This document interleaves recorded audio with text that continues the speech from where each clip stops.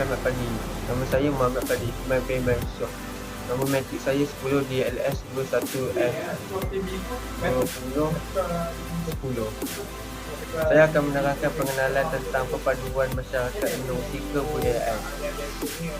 Sejak mengecapi kemerdekaan pada 31 Ogos 1957, Malaysia yang dahulu dikenali sebagai Persekutuan Tanah Melayu telah menghadapi pelbagai cabaran dan rintangan dalam mencapai keamanan pada hari ini. Hasil usaha pemimpin terdahulu yang mewakili setiap kaum dan bangsa di tanah air kita telah berjaya memberi kebebasan daripada penjajahan. Namun begitu, keharmonian yang dinikmati oleh nenek moyang kita dahulu semakin hari semakin goyang. Kurang ekonomi dan pendidikan menjadi antara faktor yang menyumbang kepada isu ini selain gerakan politik negara yang terdahulu. Menerusi kaum dan agama tidak dinafikan bahawa kita mempunyai sama yang sama hitam, tetapi hati masing-masing lain. Justru meraihkan perbezaan dan sikap toleransi hendaklah dipupuk dalam setiap individu yang ingin melihat negara kita maju ke hadapan. Maka mari kita bincangkan apakah usaha dalam memupuk perpaduan rakyat Malaysia menerusi kebudayaan. Seterusnya saya akan serahkan kepada rakan pembentang yang lain. Selamat pagi Tuan, nama saya ialah Karen Peniselok. Nombor matrik saya ialah 10 DLS 21F 2023. Dalam perpaduan masyarakat Malaysia menerusi kebudayaan, soalan saya ialah senaraikan 3 aktiviti kebudayaan yang boleh memupuk perpaduan dalam kalangan masyarakat berbilangan kaum di Malaysia. Isi pertama ialah kita juga boleh mengamalkan amalan kunjung mengunjung ke rumah rakan-rakan yang berbilang bangsa sempena hari-hari perayaan untuk memupuk semangat perpaduan dalam kalangan rakyat berbilangan kaum di Malaysia. Kebudayaan antara kaum dapat difahami dengan lebih mendalam sekaligus dapat menjana tahap kefahaman dan membina masyarakat yang saling menghormati. Seterusnya, pihak kerajaan sentiasa membuat anjakan paradigma demi memperkuat jalinan kemesraan rakyat dengan mengadakan banyak aktiviti pada peringkat taman-taman perumahan. Dengan langkah besar itu, kita dapat memupuk perpaduan kaum rakyat Malaysia. Misalnya, sambutan Hari Keluarga dan jamuan tahunan yang diadakan oleh organisasi atau pertubuhan kerajaan dapat mempereratkan hubungan antara pemimpinan dengan penduduk tempatan. Selain dapat mendengar rintihan hati rakyat, pemimpin turut dapat menjadi suri teladan sebagai ejen perpaduan. Di samping itu, kita juga dapat memupuk perpaduan kaum di Malaysia dengan menghantar anak-anak ke sekolah kebangsaan.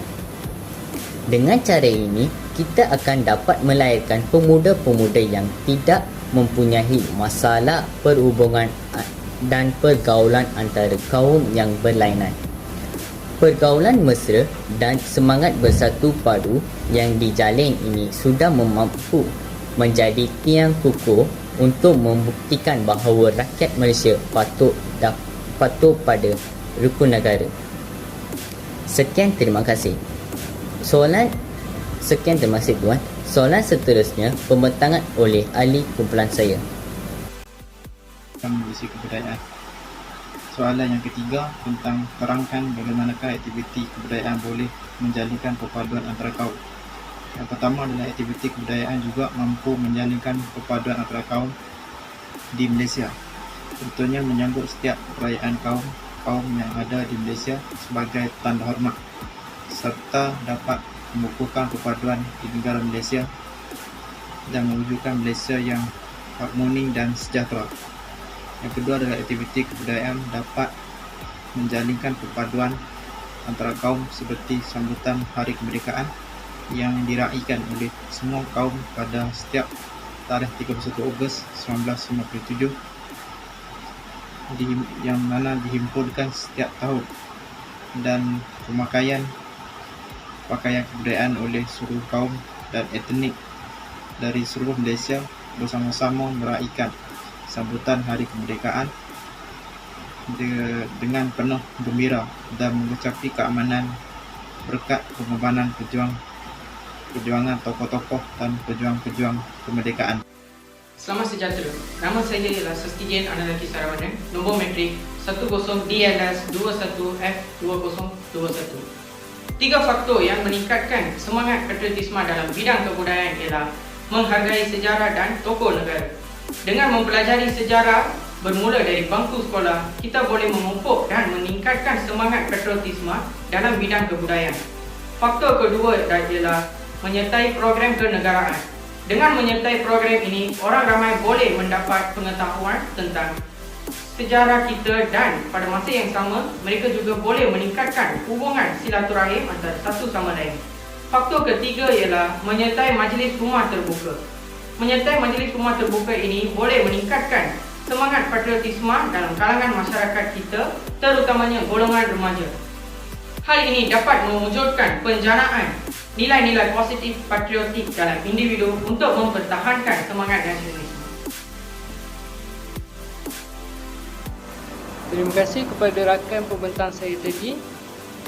Saya Muhammad Amril Arif bin Yusli akan membentangkan tentang 3 usaha yang boleh dilaksanakan oleh pihak pengurusan politeknik untuk memupuk semangat cintakan kebudayaan dalam kalangan pelajar politeknik. Antara usaha yang boleh dilaksanakan oleh pihak pengurusan politeknik untuk memupuk semangat cintakan kebudayaan dalam kalangan pelajar politeknik ialah mengadakan aktiviti yang melibatkan pelbagai kaum seperti aktiviti bergotong royong. Aktiviti ini merupakan saluran dan peluang kepada masyarakat sesuatu kawasan asrama untuk bertemu dan mengenali antara satu sama lain. Di samping itu, pihak politeknik dapat mengadakan aktiviti sukan untuk memupuk semangat dalam kalangan pelajar politeknik.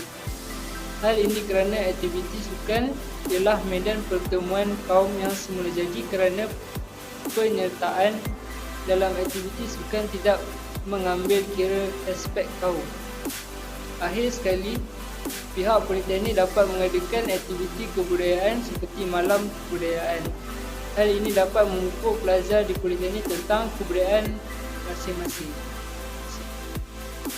Terima kasih kepada rakan-rakan pembentang kita sebentar tadi. Akhirnya kita sudah sampai ke penghujung.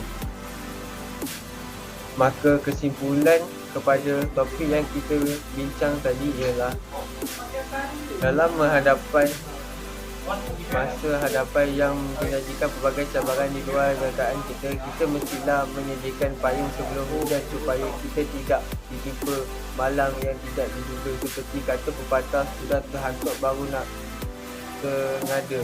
Elemen bertolak ansur sepatutnya dipraktis supaya impian untuk mempunyai masa depan yang gemilang dan terbilang dapat dibina.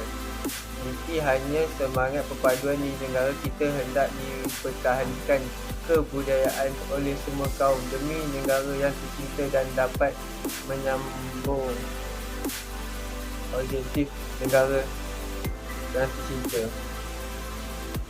Sekian, terima kasih.